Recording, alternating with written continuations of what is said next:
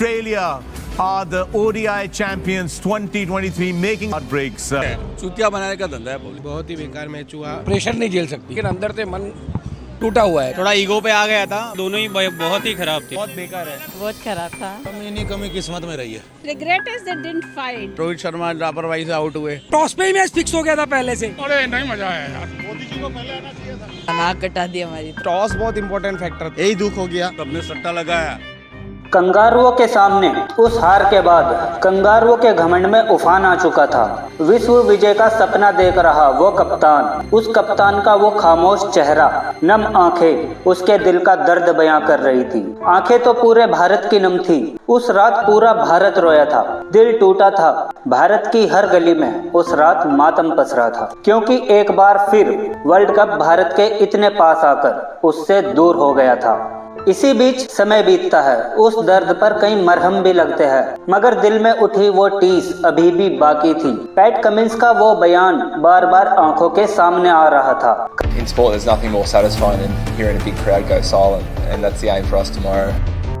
कप्तान 19 नवंबर 2023 को भूलने के लिए तैयार ही नहीं था। ठीक ऐसा ही हाल सभी क्रिकेट प्रेमियों का भी था। वो उस रात जिंदा तो थे, मगर उनकी जान उस ट्रॉफी के साथ जा चुकी थी। सालों से चला आ रहा कप का वो तप, वो वनवास भारत के लिए जारी था। ऐसे में वक्त आता है वर्ल्ड कप 2024 का, और एक बार फिर भारत के सामने थे कंगारू। कंगारू भारत का सामना करने से पहले अफगानियों के हाथों परास्त हो चुके थे, और उस हार के बाद उनके कप्तान मिचेल मार्श के ये शब्द उनके घमंड को बयान कर रहे थे।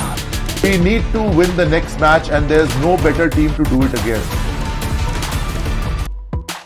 18 नवंबर 2023 की शाम को पैट कमिंस का वो बयान, और फिर उसके बाद 19 नवंबर 2023 में भारतीय बल्लेबाजों की ये दर्दनाक तस्वीरें देख संपूर्ण भारत मातम में था।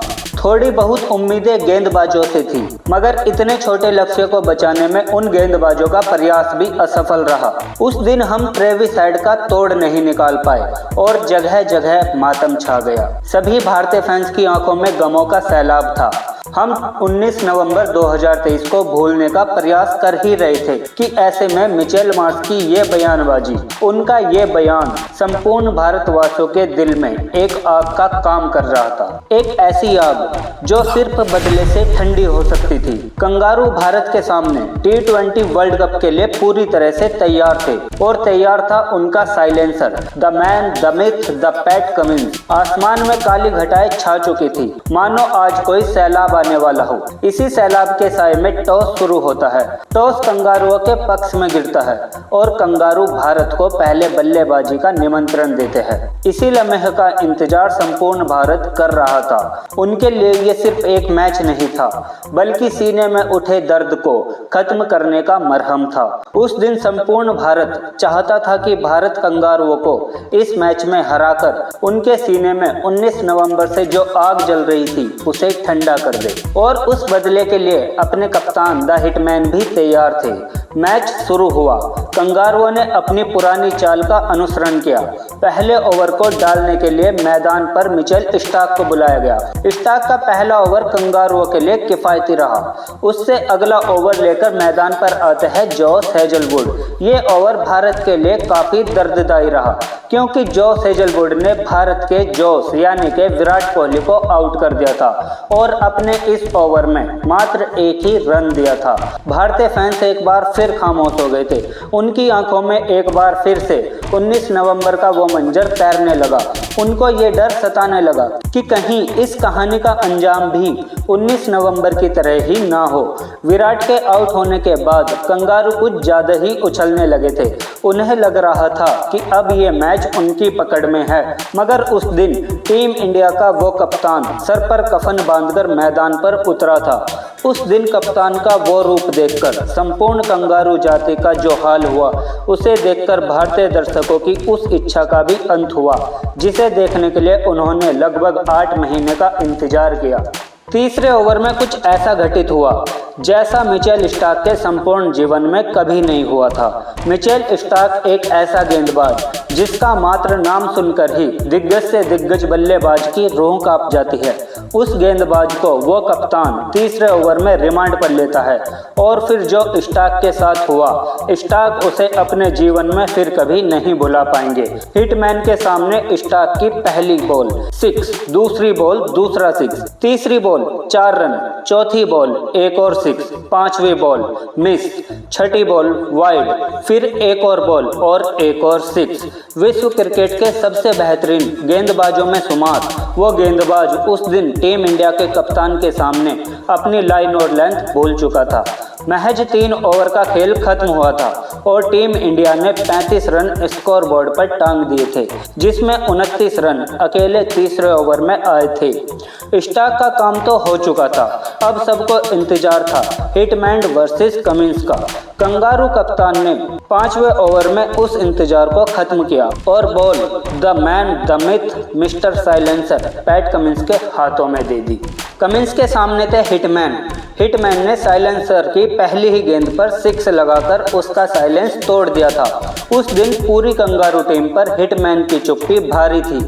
कुछ देर बारिश ने मैच में खलल जरूर डाला, जिस कारण कमिंस थोड़ी देर के लिए हिटमैन की मार से बच गए, लेकिन फिर भी इस ओवर में हिटमैन ने 15 रन ठोक डाले थे और मात्र 19 गेंद पर अपनी 50 भी पूरी कर ली थी।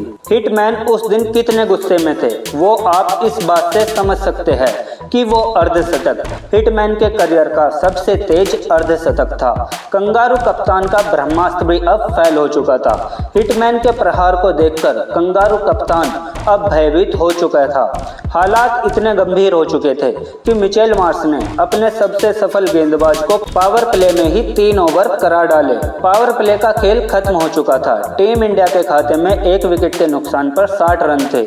जॉस हेजलवुड के अलावा कोई भी गेंदबाज टीम इंडिया के सामने गेंदबाजी करने के लिए तैयार ही नहीं था। 7वां ओवर फेंकने के लिए कप्तान ने एडम जैम्पा को बुलाया, परंतु ऋषभ ने जैम्पा का स्वागत इस छक्के के साथ किया। जैम्पा के इस ओवर में हिटमैन और ऋषभ ने मिलकर 16 रन कूट डाले। ऐसे में अगला ओवर डालने के लिए मिचेल मार्श ने स्टोइनिस का सहारा लिया, लेकिन इस ओवर का भी अंजाम कुछ ऐसा ही रहा। इस ओवर में हिटमैन ने 2 छक्के और 1 चौके की बदौलत 17 रन बटोर लिए। 10 ओवर का खेल बीत चुका था। टीम इंडिया का स्कोर अब 114 रन पर 2 विकेट हो चुका था। यहां से 10 ओवर का खेल बाकी था। हिटमैन अपने शतक से मात्र 11 रन दूर थे। उनका साथ देने मैदान पर सूर्य कुमार यादव आते हैं। सबको लग रहा था कि हिटमैन अपना शतक पूरा करेंगे, मगर हिटमैन तो आज सर पर कफन बांधकर खेल रहे थे और अपने इसी सेल्फनेस के कारण वो 12वें ओवर की पहली गेंद पर बड़ा शॉट मारने के चक्कर में आउट हो जाते हैं। वो अपने शतक से मात्र 8 रन से चूक जाते हैं। वो 41 गेंदों पर 92 रनों की एक ताबड़तोड़ पारी खेल जाते हैं, जिसमें 7 चौके और 8 छक्के शामिल थे। इस पारी का इस्तकबाल संपूर्ण जगत कर रहा था। वो पारी कंगारुओं के जेहन में एक ऐसा जख्म दे गई जिसे कंगारू कभी नहीं भूल सकते। यहाँ से 8 ओवर का खेल बाकी था और बाकी था कंगारुओं का सर्वनाश। हिटमैन तो अपना काम कर गए थे, मगर अब यहाँ से इस पारी को अंजाम देने की बारी थी। सूर्य, दुबे और हार्दिक इन तीनों ने मिलकर टीम इंडिया का स्कोर 200 के पार पहुंचा दिया। इस पूरे मैच में हेजलवुड को छोड़कर कोई भी कंगारू गेंदबाज भारतीय शेरों के सामने चल नहीं पाए। पारी खत्म होती है और ऑस्ट्रेलिया को अब जीत के लिए 120 गेंदों पर 206 रन बनाने थे। ये लक्ष्य बड़ा तो था, लेकिन जिस टीम के पास Travis Head, Matthew Wade, Maxwell, Mitchell Marsh जैसे विस्फोटक बल्लेबाजों, उसके लिए इतना भी बड़ा लक्ष्य नहीं था। परंतु इस बार भारत और भारत का वो कप्तान संपूर्ण तैयारी के साथ मैदान पर उतरा था और संपूर्ण भारत तैयार था कंगारुओं के हर प्रहार के जवाब के साथ। डेविड वार्नर को अर्शदीप ने पहले ही ओवर में चलता कर दिया और कहा कि आप आराम करो, परंतु टीम इंडिया को 19 नवंबर का वो जख्म देने वाला ट्रेविस हेड अभी भी मैदान पर था और उसके रहते टीम इंडिया को जीत आसानी से नहीं मिलने वाली थी। ट्रेविस हेड और मिचेल मार्श की पारी ने कंगारुओं को संभालने का काम किया और उनके इस प्रयास में पंत का ये योगदान देखकर संपूर्ण संपूर्ण भारत का दिल दहल गया। पंत ने बुमराह की गेंद पर मिचेल मार्श का एक आसान सा कैच छोड़ दिया था। इस जीवनदान के बाद दोनों बल्लेबाजों ने टीम इंडिया के हर गेंदबाजों के ऊपर प्रहार करना प्रारंभ किया और 6 ओवर की समाप्ति तक कंगारुओं के खाते में अब 65 रन आ चुके थे। ट्रेविस हेड अब सेट हो चुका था और मिचेल मार्श भी 18 गेंदों पर 31 रन बनाकर जीत को भारत से दूर लेकर जा रहे थे। यहां से अब कंगारुओं को जीतने के लिए 84 गेंदों पर 139 रनों की जरूरत थी। जीत बहुत आसान लग रही थी। मैदान पर 7वां ओवर लेकर आते हैं कुलदीप यादव और अपने ओवर में मात्र 4 रन देते हैं और दूसरी तरफ अर्शदीप के अगले ओवर में 16 रन कूट लिए जाते हैं। अब ये सबको लग रहा था कि यहाँ से ये मैच आसानी से कंगारू जीत जाएंगे, लेकिन पारी के 9वें ओवर में कुलदीप ने कंगारू कप्तान मार्श को आउट करके मैच में एक बार फिर जान फूंक दी। यहां से ऑस्ट्रेलिया को 66 बॉल पर 119 रनों की जरूरत थी। कंगारुओं के पास अभी भी 8 विकेट बाकी थे और ट्रेविस के रूम में एक दानव अभी भी मैदान पर मौजूद था, जिसने 19 नवंबर का वो जख्म सभी भारतीयों को दिया था। सभी भारतीय दर्शक यही दुआ कर रहे थे कि आज भी वही मंजर न देखने को मिले और मैदान पर मैक्सवेल का आना मानो किसी आंधी से कम न था। उन्होंने जडेजा को बैक टू बैक 2 छक्के जड़े और इसके बाद कुलदीप को भी वो अपने तूफान के समंदर में डुबा देना चाहता था। मगर उस दिन भारत के कुलदीपक ने मैक्सवेल को क्लीन बोल्ड करके बता दिया कि अभी हम जिंदा है। मैक्सवेल के आउट होते ही कप्तान ने गेंद अक्षर को पकड़ा दी। अक्षर और कुलदीप की ये जोड़ी अब मैच को पूरी तरह से मोड़ चुकी थी। कुलदीप ने मैक्सवेल को आउट किया और अक्षर ने स्टोनिस को। 15 ओवर का खेल खत्म हो चुका था और अब यहां से ऑस्ट्रेलिया को जीत के लिए 30 गेंद पर 65 रन की जरूरत थी। ऐसी स्थिति में अर्शदीप ने 16वां ओवर बहुत ही कम रन देकर खत्म किया। फिर इसके बाद 17वें ओवर में तेजी से रन बनाने के चक्कर में बुमराह ट्रेविस हेड को भी चलता कर देते हैं। भारत का सबसे बड़ा दुश्मन अब मैदान से बाहर था। हेड के जाते ही संपूर्ण कंगारुओं को अब ये मालूम हो चुका था कि यहाँ से जीत बहुत मुश्किल है। हेड के जाने के बाद टिम डेविड और कमिंस ने प्रयास जरूर किए, मगर भारतीय गेंदबाजों के सामने उनका हर प्रहार खाली जा रहा था। टीम इंडिया के ये गेंदबाज अब पूरी तरह से इस मुकाबले को टीम इंडिया की ओर मोड़ चुके थे। कंगारुओं ने जो घाव हमें वर्ल्ड कप 2023 में दिया था, उसका एहसास अब उन्हें होने लगा था। ये मैच हमेशा हमेशा के लिए हिटमैन की उस विस्फोटक पारी की वजह से याद रखा जाएगा। याद रखा जाएगा उस पल को कि जिस दिन भारत के हिटमैन का दिन होता है, उस दिन किसी भी गेंदबाज का दिन नहीं होता। खैर, इंडिया 24 रन से मैच जीतने में कामयाब होती है और 19 नवंबर के जख्मों पर मरहम लगाती है। लेकिन जो बड़े होते हैं वो वाकई में बड़े होते हैं और जिस बड़प्पन से रोहित शर्मा ने ऑस्ट्रेलिया को मारा है, यकीन मानिए हर एक इंडियन ने दिल से महसूस किया।